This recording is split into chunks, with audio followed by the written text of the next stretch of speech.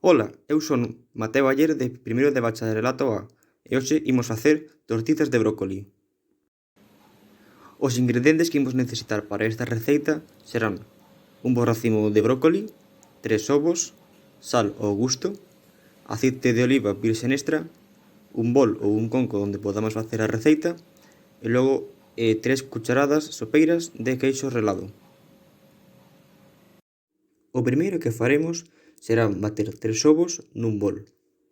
Logo, engadiremos as 3 cucharadas de queixo relado e a sal ao gusto. Remexeremos ata que os ingredientes estén ben integrados. O seguinte paso será trocear o noso brécol para próximamente trituralo na parte de arriba da nosa mistura.